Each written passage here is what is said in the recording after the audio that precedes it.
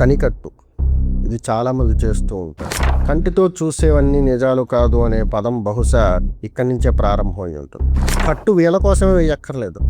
ఆ గ్రామ దేవతకు వేసినా కానీ ఆ గ్రామ దేవత నుంచి ఎవరైతే కొన్ని పదుల ఫీట్ పైకి లేచిపోతాడు గాలిలోకి, కింద ఉన్న వాళ్ళందరూ కూడా సంభ్రమాశ్చర్యానికి గురవుతారు. ఎప్పుడైతే ఈ విద్య ద్వారా డబ్బు సంపాదించే ప్రయత్నం చేయడం మొదలు పెడతారో వాళ్ళ పతనం శ్రీ గురుభ్యో నమః. సింహీ అపరాజిత మహామంత్రాలయం. అహం కమలానందనాథ. కనడం అంటే చూడటం అన్నమాట. కని అనే శబ్దానికి అర్థం ఏంటంటే చూడడం. కనుట వినుట అంటారు కదా, అందులో కనుట అంటే చూడడం అని అర్థం. ఇలా చూపుని కట్టడి చేయడం, నియంత్రించడాన్ని కనికట్టు అంటారు. ఇందులో మనం కొన్ని ఆబ్జెక్ట్స్ని చూస్తాం. అవి మన చూపుకి స్పష్టంగా కనిపిస్తూ ఉంటాయి, చూడటానికి నిజంలాగే ఉంటాయి. కాకపోతే అది నిజం కాదు. మనం చూపుని మనం నమ్మలేనటువంటి స్థితిని క్రియేట్ చేసేదే కనికట్టు. మనం చూస్తూ ఉంటాం కానీ అది నిజం కాదు, అటువంటి పరిస్థితిని సృష్టిస్తుంది. దాన్నే కనికట్టు అంటారు. కంటితో చూసేవన్నీ నిజాలు కాదు అనే పదం బహుశా ఇక్కడి నుంచే ప్రారంభమై ఉంటుంది. కనికట్టు ఇది చాలామంది చేస్తూ ఉంటారు. వాళ్ళ స్థాయిని బట్టి ఆ కనికట్టు ఎంత ప్రభావం చూపిస్తోంది అనేది ఆధారపడి ఉంటుంది. అందరూ చేసే కనికట్లు ఒకే రకంగా ఉండవు. కనికట్లలో చాలా రకాలు ఉంటాయి. కొన్ని విద్యలు ఒక ఆబ్జెక్ట్ని చూపించగలుగుతాయి, స్పష్టంగా చూపించగలుగుతాయి. మనం చూస్తూ ఉంటే మన చూపుని మనమే నమ్మలేం, అదంతా నిజంగానే ఉంటుంది, ఇక నిజంగానే జరుగుతోంది అనుకుంటాం మనం. ఇంకొన్ని కనికట్లలో స్పర్శ, ఆ వస్తువుని ఆ ఆబ్జెక్ట్ని తాకచ్చు, సృష్టించబడినటువంటి వస్తువును కూడా తాకచ్చు. ఇంకొన్ని కనికట్లు ఉంటాయి, అందులో వస్తువుని కన్జ్యూమ్ అంటే వినియోగం చేయొచ్చు. ఇలా 3 రకాల కనికట్లు ఉంటాయి. సాధారణంగా మనం బయట తీర్థాల్లో అక్కడ ఇక్కడ చూసేటువంటివన్నీ కూడా చూపుకు మాత్రమే పరిమితం. మనం చూస్తూ ఉంటాం, మనకు కనిపిస్తుంది, అది నిజం అనుకుంటాం. ఒక చోట నుంచి ఒక చోటకి ఆబ్జెక్టులు కనిపిస్తూ ఉంటారు. ఇక్కడ ఆబ్జెక్టే లేదు, కానీ మనం చూస్తూ ఉంటే ఆబ్జెక్ట్ ఉంటుంది, అది చూపించిన చోట కదిలిపోతూ ఉంటుంది, లేదా రూపాంతరం అయిపోతూ ఉంటుంది. ఏమీ లేని చోట నుంచి పావురాలు సృష్టించడం, డబ్బులు తీసి చూపించడం, ఇవన్నీ కూడా కనికట్లు అన్నమాట. అవతల వ్యక్తి ఏ స్థాయిలో ప్రేరణ చేసేయడం అనే దాని మీద, అవతల వ్యక్తి ఎటువంటి మంత్రాన్ని ఎంచుకున్నాడు అనే దాని మీద ఈ కనికట్టు కేవలం స్పర్శకే పరిమితమైందా, చూపుకే పరిమితమైందా, వినియోగానికి కూడా ఉపయోగపడుతోందా అనేది ఆధారపడి ఉంటుంది. మీరు ఎవరైనా ఈ కనికట్లు చూసారా? చూస్తే ఒక పాజిటివ్ కామెంట్ చేయండి. కనికట్టుల్లో చాలా రకాలు ఉన్నాయని చెప్పాను కదా. ఇందులో శాబరీ విద్యలు ఉన్నాయి, కొండ విద్యలు ఉన్నాయి, అఘోర సంప్రదాయంలో కూడా కనికట్టు ఉంది. వాళ్ళు ఎంచుకుని ఏ స్థాయిలో ప్రేరణ చేస్తున్నారనే దాని మీదే దాని వినియోగం ఆధారపడి ఉంటుంది. మనం బయట చూసేవన్నీ కూడా సాధారణ కొండ విద్యలు, లేనటువంటి వస్తువుని చూపించగలిగేటువంటి శక్తి దానికి ఉంటుంది. శాబరీ విద్యల్లో దానిని మనం తాకచ్చు, కొన్ని శాబరీ విద్యల్లో వినియోగించవచ్చు. అఘోర విద్యల్లో సృష్టించవచ్చు, తాకవచ్చు, వినియోగించవచ్చు. అంటే శాబరీకి అఘోర విద్యకి చాలా దగ్గర పోలికలు ఉంటాయి. కాకపోతే ఈ శాబరీలో సృష్టించినటువంటి వనరు ఏదైతే ఉంటుందో ఆ వనరులో పాజిటివ్ సెన్స్ ఇవ్వడానికి ఉండదు. అంటే ఎవరైనా ఇబ్బంది పడుతున్నారు, సపోజ్ వాళ్ళకు నిమ్మకాయ ఇస్తే వాళ్ళకి ఆ బాధ నుంచి ఉపశమనం లభిస్తుంది. చెప్పేవాడు ఈ నిమ్మకాయ దగ్గర పెట్టుకొని నీకు తగ్గుతుంది అని చెప్తాడు శాబరీలో చేస్తే, కానీ దాంట్లో ఏ చైతన్యం ఉండదు. అప్పటిదాకా లేని వస్తువును సృష్టించి ఇచ్చాడు కాబట్టి దీంట్లో ఖచ్చితంగా శక్తి ఉంటుంది అని మనం భావిస్తాం. కానీ రియాలిటీలోకి వచ్చేటప్పటికి అందులో ఏ శక్తి ఉండదు. అఘోర సంప్రదాయంలో ఈ కనికట్టు ఏదైతే ఉందో ఇది కేవలం కనికట్టు అనడానికి మాత్రమే కాదు, ఒక వస్తువును సృష్టించగలిగేటువంటి తత్వం కూడా ఈ సంప్రదాయంలో ఉంటుంది. దానివల్లే సృష్టించినటువంటి వస్తువు ఏదైతే ఉందో దానిని అవతల వ్యక్తి ఏదైనా ఒక ఇబ్బందుల్లో ఉంటే కనుక ఆ ఇబ్బందిని అధిగమించడానికి మంత్రించి ఇవ్వగలుగుతాడు. అటువంటి సంప్రదాయంలో చదువుకున్న విద్యలు ఏవైతే ఉన్నాయో అవి మాత్రమే ఒకళ్ళ సమస్యని తీర్చగలుగుతాయి. శాబరీ విద్యలో కూడా సృష్టి జరుగుతుంది. ఇది చూడగలుగుతాం, తాకగలుగుతాం, వినియోగించుకోగలుగుతాం. అయితే ఈ వినియోగంలో ఇది మనకి ఏ రకమైనటువంటి సమస్యని తొలగించలేదు. మనకు నమ్మిక కలుగుతుందంతే. ఆయన మామూలు వ్యక్తి కాదు.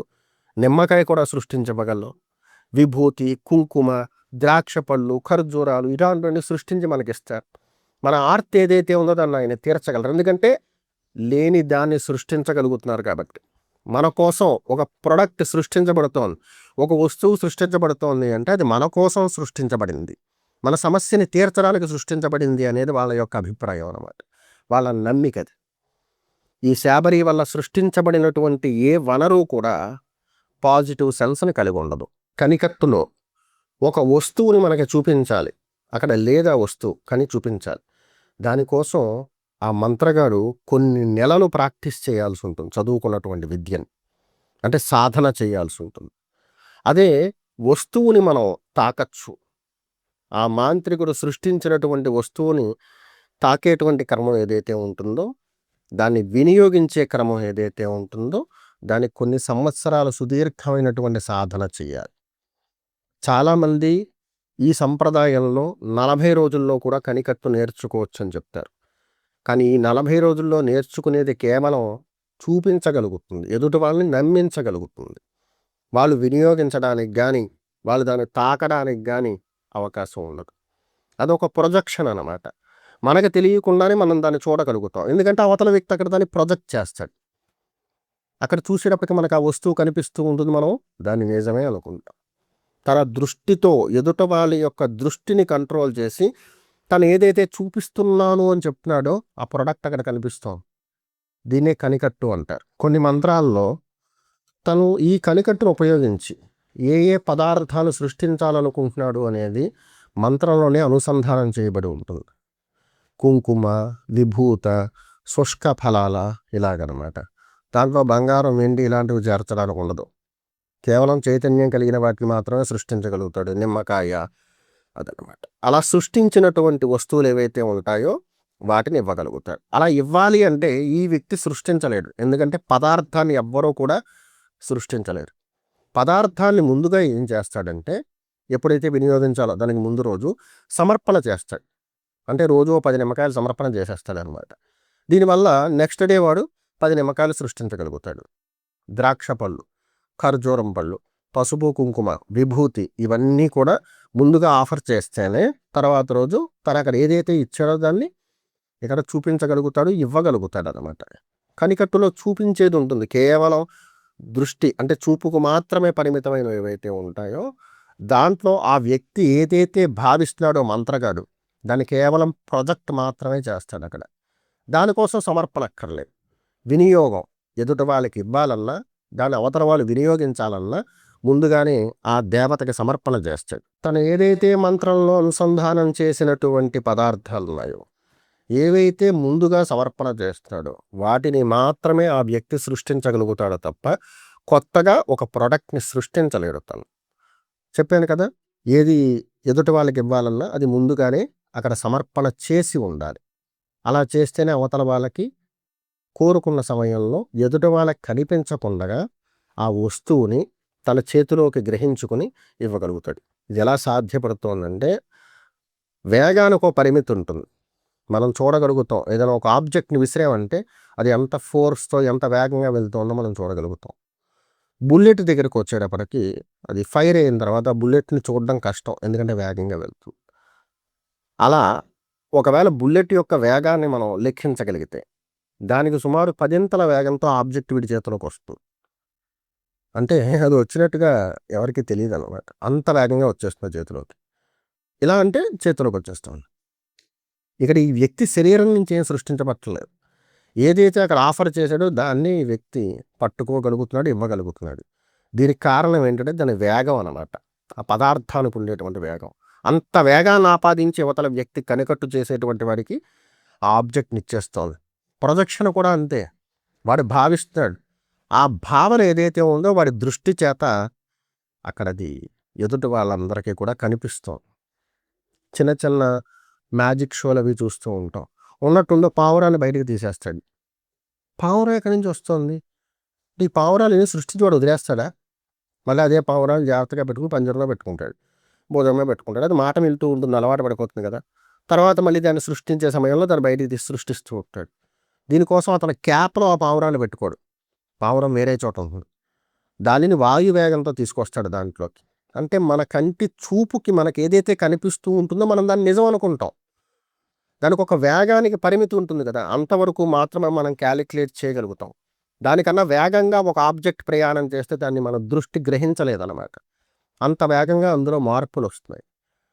దానివల్లే ఏదైనా ఒక పదార్థాన్ని సృష్టించడానికి అవకాశం ఉంటుంది. ఈ మార్గంలో కనికట్టు నేర్చుకునేటువంటి వాళ్ళు ఎక్కువగా ఎంచుకునేటువంటి మంత్రాలు స్త్రీతత్వం కలిగినవి. గ్రామ దేవతలు. కొండ విద్యల్లో కూడా ఉన్నాయి. వాళ్ళ కులదేవత ఆరాధన చేస్తారు. పురుష మంత్రాలతో కనికట్టు చేయడం సాధ్యపడదు. అందుచేతనే స్త్రీ మంత్రాలు ఎంచుకుని వాటిని ప్రేరణ చేస్తారు. గ్రామ దేవతల మంత్రాన్ని ఒకవేళ గ్రహించి కనికట్టు కోసం వినియోగిస్తే ఆ గ్రామ దేవతకు ఎవరైనా బాగా శక్తివంతుడు స్తంభనం చేస్తే ఆ గ్రామ దేవతను ఆశ్రయించి ఏవైతే శక్తులు పొందిన వాళ్ళు ఉన్నారో వాళ్ళు ఏదైతే ప్రదర్శిస్తున్నారో వాళ్ళు ఏదైతే వినియోగించుకుంటున్నారో ఆ శక్తి కూడా ఆగిపోతుంది. చాలామంది నేను ఇదివరకు రేణుకా ఎల్లమ్మని పూజ చేసేవాడిని, తర్వాత నాకేమో అన్ని విషయాలు తెలిసివి, అలా కొంతకాలం అయిన తర్వాత నాకు కట్టుబడిపోయింది ఆగిపోయింది అంటారు. కట్టు వీళ్ళ కోసమే వేయక్కర్లేదు.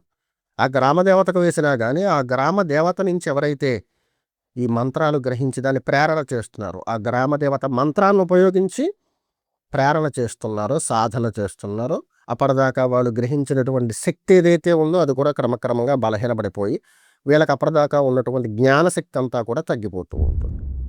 ఒక వ్యక్తి వచ్చి కూర్చుంటే నేను గద్దె చెప్పేవాడిని. ఆదివారం రోజో మంగళవారం రోజో శుక్రవారం రోజో వందలాది మంది వస్తూ ఉండేవారు.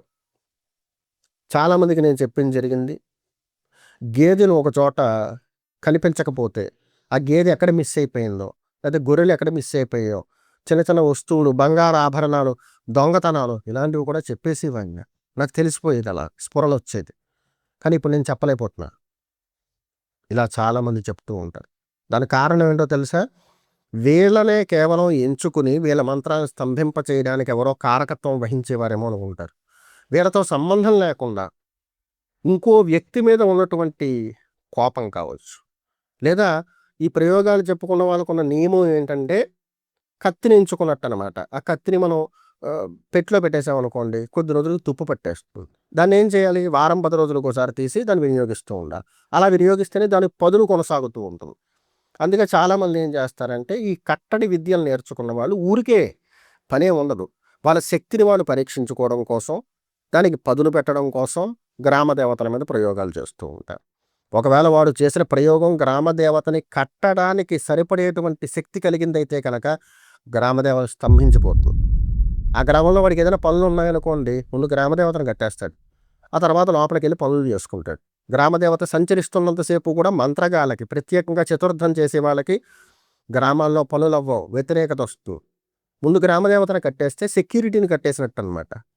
లోపలికి వెళ్ళి వాడి పని వాడు చేసుకుంటాడు, ఆ దొంగతనం వాడు చేసేస్తాడు. ఇలా ఎవరైతే ఆ గ్రామదేవత మంత్రాన్ని గ్రహించి ఆ గ్రామదేవత శక్తి వల్ల ఇటువంటి ఇంద్రజాలాలు కనికట్లు చేస్తూ ఉంటారో, ఎప్పుడైతే అక్కడ గ్రామదేవత కట్టడి ఏర్పడిందో వీడి మంత్రం కూడా ఆగిపోతుంది. తర్వాత వీడేం చెప్పలేడు, ఎంత ప్రేరణ చేసినా కనిపించదు, ఏం తెలియదు. అప్పటిదాకా వాడు ట్రాన్స్లో ఉంటాడు కదా, అమ్మవారిలా కనిపించింది చెప్పింది అని ఆ ట్రాన్స్నే ఫీల్ అవుతాడు తప్ప వీడు రియాలిటీలోకి వచ్చి ఎవరికి సరైన న్యాయం చేయలేడు. దానికి కారణం ఏంటంటే గ్రామదేవతను కట్టేశారు. అలా కాకుండా మనం ఏదైనా ఒక మంత్రాన్ని, గ్రామదేవతా మంత్రాన్ని ఎంచుకుంటే కనుక మరి రక్షించబడేది ఎలాగా? మనం చెప్పుకున్న మంత్రం ఈవేళ కాకపోతే రేపైనా స్తంభనానికి గురయ్యే అవకాశం ఉంది అని ఆలోచించే వాళ్ళు శీతలను ఎంచుకుంటారు. శీతల అంటే గ్రామదేవతలన్నిటికీ, ఈ శక్తులన్నిటికీ అధిపతి అనమాట. ఎప్పుడైతే అధిపతిని ఎంచుకున్నారో ఆ శీతలని కట్టడి చేయడం మంత్రగాళ్ళకి సాధ్యపడదు. ఎందుకంటే శీతల దిగ్బంధన క్రమం ఉంటుంది, గ్రామదేవతలకు దిగ్బంధన క్రమం ఉండదు. కేవలం బలులు వేస్తారు తప్ప ఈ శీతలకిచ్చే, అంటే శీతల వల్ల యువతల వ్యక్తికి లభించేటువంటి ప్రొటెక్షన్ ఏదైతే ఉంటుందో అది గ్రామదేవతల వల్ల సాధ్యపడదు. గ్రామదేవత దిగ్బంధనాలు అంటే ఇది గ్రామదేవతను కట్టడి చేయడానికి ఉపయోగించి ఉన్నాయి తప్ప గ్రామదేవత మంత్రాన్ని పరీక్షించుకోవడానికి లేదు. పోతురాజు అని చెప్పేసి గ్రామదేవత ఎదుర్కొండగా ఒక విగ్రహం ఉంటుంది, తమ్ముడు అని చెప్తారు. ఆవిడ బయటికి వెళ్తున్నప్పుడు ఆవిడతో పాటు కూడా సెక్యూరిటీగా వెళుతూ ఉంటాడు, గ్రామార్మణం చేస్తూ ఉంటాడు, ఆవిడికి సహకరిస్తాడు అని చెప్పేసి. ఈ పోతురాజును సైతం కట్టేస్తారు. దానివల్ల గ్రామదేవత ఉనికి బలహీనపడుతుంది. కానీ శీతలలో అలా ఉండదు. శీతలని కట్టడి చేయడం చాలా అసాధ్యమైనటువంటి అంశం. ఎదుటి వాళ్ళ భయానికి తగ్గట్టుగా, ఆలోచనకు తగ్గట్టుగా కనికట్టు చేసేటువంటి వాళ్ళు ఆయా వస్తువుల్ని ప్రొజెక్ట్ చేస్తూ ఉంటారు, చూపిస్తూ ఉంటారు. కొంతమంది నాస్తికవాదులు ఉంటారు. నేను నమ్మను, నేను ముట్టుకుంటేనే కానీ దాన్ని నేను నమ్మను, చూస్తేనే కానీ నమ్మను, ఇటువంటివన్నీ వాళ్ళు ఉంటారు. వీళ్ళ కోసం ఏం చేస్తారంటే ముందుగా వచ్చి ఫలానా చోట చెడు ఉంది, దాన్ని తొలగించాలి, దీనికోసం ఒక 2 రోజులు పూజ చేయాల్సి ఉంటుంది, 3వ రోజున వచ్చి నేను దాన్ని మీకు తీసి చూపిస్తాను, మీకు నమ్మకం లేకపోతే అంటాడు. ఈ 2 రోజుల్లో అక్కడ ఏం చూపించాలనుకుంటున్నాడు అవతల వ్యక్తికి అవన్నీ అక్కడ డిపాజిట్ చేసేస్తాడు, సమర్పణ చేసేస్తాడు. 3వ రోజున వచ్చి తవ్వితే, నేను గత వీడియోలో కూడా చెప్పాను, భూమి లోపల నిమ్మకాయ, జుట్టు ఇలాంటివన్నీ కనిపిస్తూ ఉంటాయి. కనికట్టులో తీవ్రతరమైంది అంటే ఒక వస్తువుని తాకేది మధ్యమం అనుకోండి, కేవలం చూపించడం అనేది సాధారణం. ఇక తీవ్రమైంది ఏంటంటే ఆ వస్తువుని కన్జ్యూమ్ చేయడం, వినియోగించడం అన్నమాట. ఇక్కడ ఆ వ్యక్తి ఒకవేళ నేను ముట్టుకోవాలనుకుంటున్నానంటే కనుక ముట్టుకునే అవకాశం కూడా ఉంటుంది. తర్వాత వాటిని తీసేస్తాడు వీడు మాంత్రికుడు, పిసికలు దూరంగా పడేయాలంటే. అది చూసి బెంబేలు ఎత్తిపోతారు. అయ్య బాబోయ్, మా ప్రహారీ లోపల నిమ్మకాయలు వచ్చాయి, దాంట్లో జుట్టు ఇంకా ఎముకలు ఇలాంటివి కూడా కనిపిస్తున్నాయి మాకని చెప్పి భయపడతారు. దీంట్లో ఏం జరుగుతోందంటే ఆ వ్యక్తి అక్కడ ఉండి ఆ దృశ్యాన్ని చూపిస్తున్నాడు. ఒకవేళ 2-3 రోజుల ముందు నుంచే ప్రాక్టీస్ చేస్తే, అవతల వ్యక్తి దగ్గర 2-3 రోజుల సమయాన్ని తీసుకుంటే కనుక 2-3 రోజులు ఆ వస్తువును ముట్టుకునేందుకు కూడా వెసులుబాటు ఇస్తాడు. పైకి తీసి చూపిస్తాడు, ఇంకో చూడండి ఎలా ఉందో నిమ్మకాయ. మనం అన్నీ చూస్తాం కదా, ఇది కేవలం విజన్ కాదు, తెర మీద సినిమా కాదు, తీసి చూపిస్తూ ఉంటే స్పష్టంగా తెలిసిపోతున్నది నిమ్మకాయ. అలా చాలామంది లొంగిపోతూ ఉంటారు. ఇక ఈ కనికట్టు దైవక్షేత్రాల్లో కూడా పనిచేస్తుంది. చాలా శక్తి సముపార్జన మనం ఎక్కడైతే చేసుకుంటాం, పాజిటివ్ ఆరా ఎక్కడైతే ఎక్కువగా ఉంటుందో అటువంటి ప్రదేశాల్లో కూడా కనికట్టును ప్రయోగించవచ్చు. ఎందుకంటే ఇది నెగిటివ్ ఎనర్జీ కాదు, ఇది పాజిటివే. కాబట్టి చాలా క్షేత్రాల్లో కూడా దీన్ని ప్రదర్శించవచ్చు. ఇక ఈ వీడియో చూస్తున్న వాళ్ళలో చాలామందికి డైనమో గురించి తెలిసే ఉంటుంది. విదేశీయుడు కేవలం ఈ విద్యలు ఎక్కడే ఉన్నాయి అనుకోవద్దు, విదేశాల్లో కూడా ఉన్నాయి, అక్కడ ఇంకా చాలా ప్రాచుర్యంలో ఉన్నాయి. కాకపోతే ఒకటి గుర్తుపెట్టుకోండి, వైద్యం చేయడం వచ్చిన వాడు తెల్ల చొక్కా వేసుకున్నా చేయగలడు, నల్ల చొక్కా వేసుకున్నా చేయగలడు, బనియన్తోనైనా చేయగలడు. అక్కడ వస్త్రం ప్రధానం కాదు, తను చదువుకున్నాడు, దాంట్లో నిష్ణాతుడు కాబట్టి ఎలాగైనా చేయగలడు. అలాగా తాంత్రికులు అంటే చాలామంది ఏమనుకుంటారంటే చాలా జుట్టు ఎక్కువగా ఉండి పెద్ద పెద్ద గెడ్డాలు ఉండి ఆ వ్యక్తి వేసుకునేటువంటి బట్టలు లేకపోతే ఆ పంచ ఇవన్నీ ఇలా ఉంటాయేమో అనుకుంటారు. అది కేవలం నేను ఇది అని ప్రొజెక్ట్ చేసుకోవడానికి మాత్రమే. ప్యాంటు చొక్కాలో వెళ్ళినా కానీ కనికట్టు చేయొచ్చు, నిక్కర్ వేసుకున్నా కనికట్టు చేయొచ్చు. ఈ డైనమో అనే వ్యక్తి సూట్ వేసుకుంటాడు. బుర్జ్ ఖలీఫా ఇది ప్రపంచంలోనే ఎత్తైనటువంటి భవనంగా చెప్తారు. దానిపైన ఏ ఆధారం లేకుండా అక్కడి నుంచి కొన్ని పదుల ఫీట్ పైకి లేచిపోతాడు గాలిలోకి. కింద ఉన్న వాళ్ళందరూ కూడా సంభ్రమాశ్చర్యానికి గురవుతారు. అది బోట్లు ప్రవహిస్తున్నటువంటి ఒక కాలువ లాంటిది అనమాట, ఒక చిన్న నది లాంటిది. దాంట్లో ఈ పక్క నుంచి ఆ పక్కకి నడుచుకుంటూ వెళ్ళిపోతాడు. ఇప్పుడు దాని కింద ఏదైనా ఒక గ్లాస్ ప్లేట్ ఉందేమో, దాని మీద నడుచుకుంటూ వెళ్ళిపోతున్నాడేమో అనుకుంటే అన్ని బోట్లు ఎలా తిరుగుతున్నాయి అక్కడ, వాడి పక్క నుంచే బోట్ వెళ్ళిపోతుంది. వీటి గుద్దుకోవాలి కదా బోట్లు, దాని మీద నడుచుకుంటూ అవతల పక్కకి వెళ్ళిపోతాడు. తర్వాత కాశీ క్షేత్రంలో ఒకానొక సందర్భంలో కళ్ళు మూసుకుని ఇలా అన్నాడు. దాంతో గంగలో, ప్రవహిస్తున్న గంగలో కొన్ని వేల దీపాలు వెలిగేసాయి. మనం కార్తీక మాసంలో తెప్పలో పెట్టిన దీపం విడిచిపెడతాం కదా, అరటి డిప్ప అంటారు, అలాంటి వాటిలో పెట్టి విడిచిపెడతాం.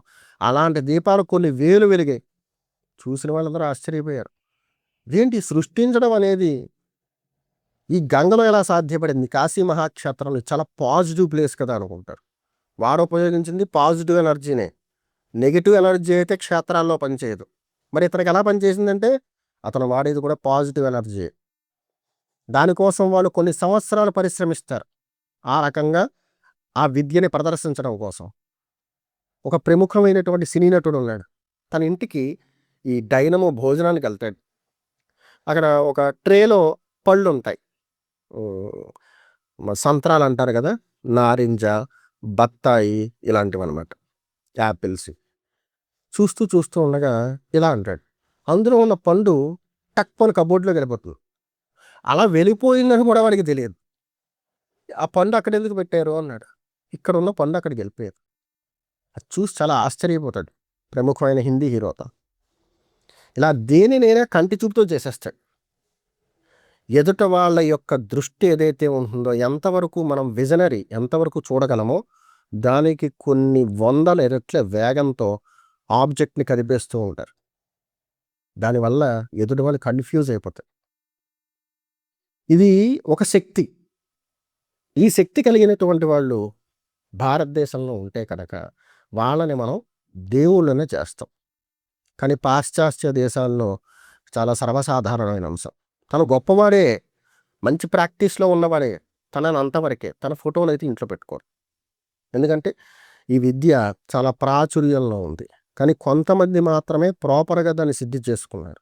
ఇందాక చెప్పాను కదా, ఈ కనికట్టుకు సహకరించేది స్త్రీ దేవతలు అన్నమాట. స్త్రీ శక్తులు అంటారు వాటిని. ఆ శక్తుల్ని మంత్రం గ్రహించిన తొలి రోజుల్లో, మొదటి 10 రోజుల్లో సాత్వికమైన నివేదనలు ఇస్తారు. పెరుగన్నం, పాలన్నం, బెల్లం అన్నం, ఇటువంటివన్నీ. ఈ 10 రోజులు దాటిపోయిన తర్వాత యాక్టివేషన్కి దగ్గరగా వచ్చిన తర్వాత నుంచి అప్పుడు తామస విధులు, తామస నైవేద్యాలు, తామస ప్రేరణ, అటువంటి స్థలాన్ని ఎంచుకోవడం, అక్కడ వాళ్ళని తృప్తిపరచడం, ఇలాంటివన్నీ కూడా కొనసాగిస్తూ ఉంటారు. దానివల్ల ఈ సాధకుడు ఎవరైతే ఉన్నారో వాళ్ళకి ఆ శక్తి లొంగుతూ ఉంటుందన్నమాట.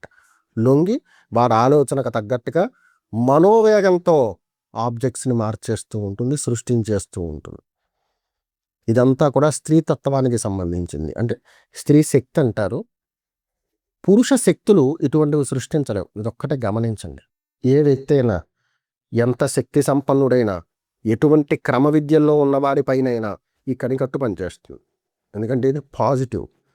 ఇది ఎవరి మీదైనా పనిచేస్తుంది. నేను చాలా విపరీతమైన సాధకుణ్ణి, అహోరాత్రాలు సాధన చేసేస్తాను అన్నవాడు కూడా కనికట్టు చూపిస్తారు. ఇది నెగిటివ్ ఫోర్స్ అయితే కనుక ఇంత స్థాయిలో ప్రేరణ చేసి వాళ్ళకి చూపించడం అసాధ్యం. కానీ ఇది పాజిటివ్ ఫోర్స్ కాబట్టి ఎటువంటి వాళ్ళకైనా కనికట్టు సులభంగా చూపించగలుగుతారు వాళ్ళు. ఇక ప్రత్యేకంగా ఈ విద్యను చెప్పుకున్నటువంటి వాళ్ళు ఎవరైతే ఉన్నారో వీటిని చాలామంది దుర్వినియోగం చేస్తారు. అసలు విద్య చెప్పుకునేదే డబ్బు సంపాదించడానికి, ఇతరమైన ఆలోచనలు కొన్ని ఉంటాయి కదా, వాటి కోసం అనమాట.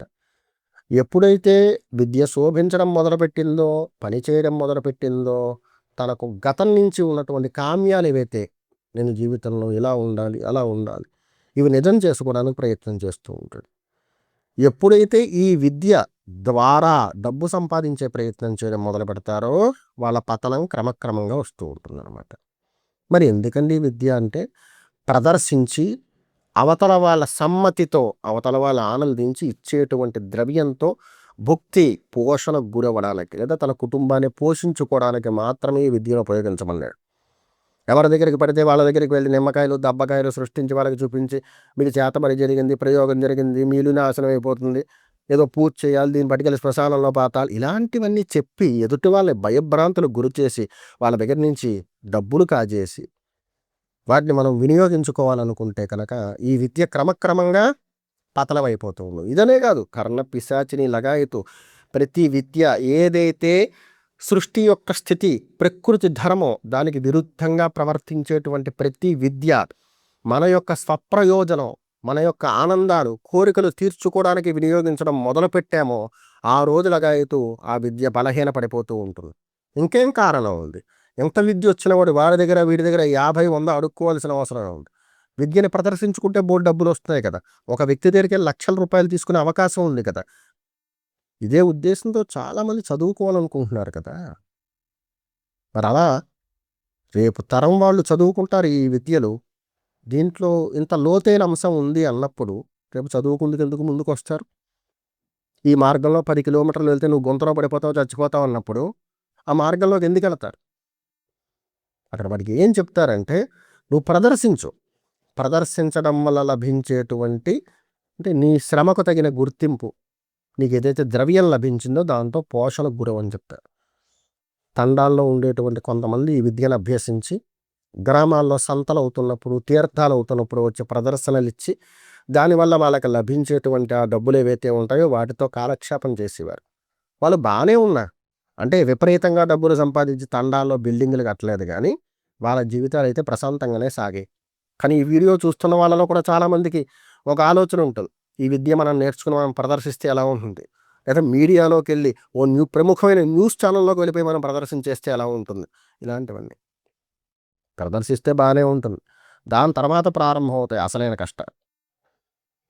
ఈ విద్యని ఎవరు దాన్ని ఎలా ఉపయోగించుకోమని మీకు ఉపదేశించిన వాళ్ళు తెలియజేశారో ఆ స్థాయిలో మాత్రమే ప్రేరణ చేయాలి తప్ప నేను ప్రపంచాన్ని ఏలడానికి కనికట్టునే ప్రదర్శిస్తానంటే సాధ్యపడదు.